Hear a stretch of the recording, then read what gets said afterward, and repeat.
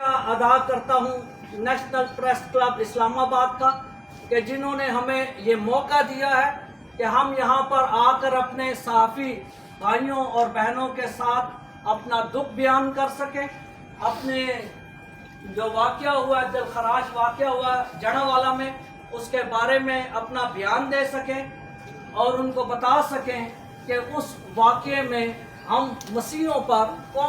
کتنے ظلم کے پہاڑ ڈھائے گئے ہیں۔ اور میں آپ کی توجہ دلاتا ہوں کہ یہ کوئی پہلی بار نہیں ہوا ہمارے ساتھ، یہ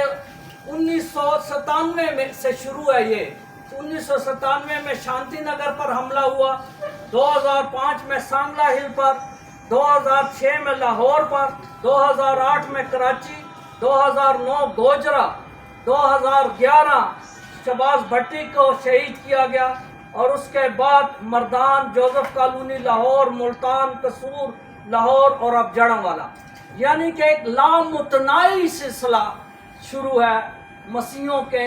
اور یہاں پر بسنے والے غیر مسلم شہریوں کے خلاف۔ اپریشیٹ کر رہے تھے اور ہم سب دنیا کو بتا بابا قوم نے حضرت بہنوں بھائیوں کا کہ آپ لوگ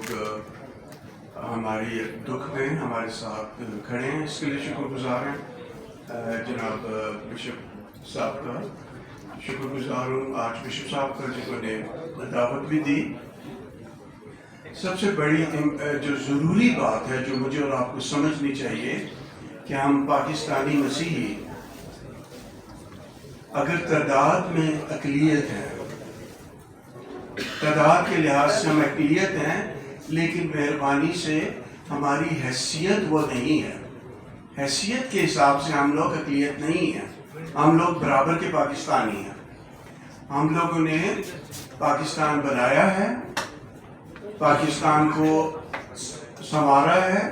پاکستان کو سجایا ہے اور پاکستان کو خوبصورت بنانے کے لیے حد البصر کوشش کی ہے۔ جہاں آج ہم لوگ 9 مئی کے بعد واقعے کی بات کرتے ہیں، جناح ہاؤس کے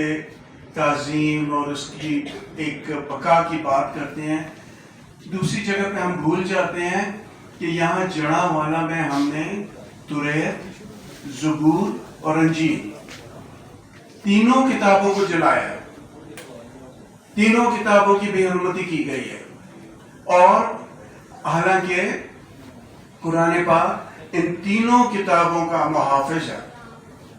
اور اب سمجھ نہیں آتی کہ کہاں سے بات شروع کی جائے اور کہاں سے ختم ہوگی۔ شہزاد اور شمع کوٹ رادھا کرشن شامل ہیں، اور بھی بہت سے اس کے علاوہ واقعات ہیں جن میں مذہب کے نام پر مسیحیوں کو انتہا پسندی اور ظلم و تشدد کا نشانہ بنایا گیا ہے۔ حقیقت یہ ہے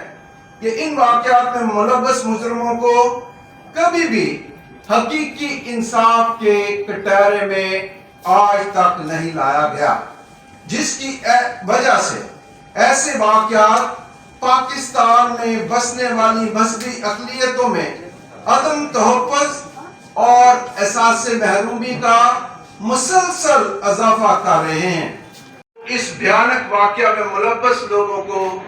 کڑی سے کڑی سزا دیں تاکہ ملک میں کوئی دوبارہ ایسا فیل کرنے کی جرت نہ کرے۔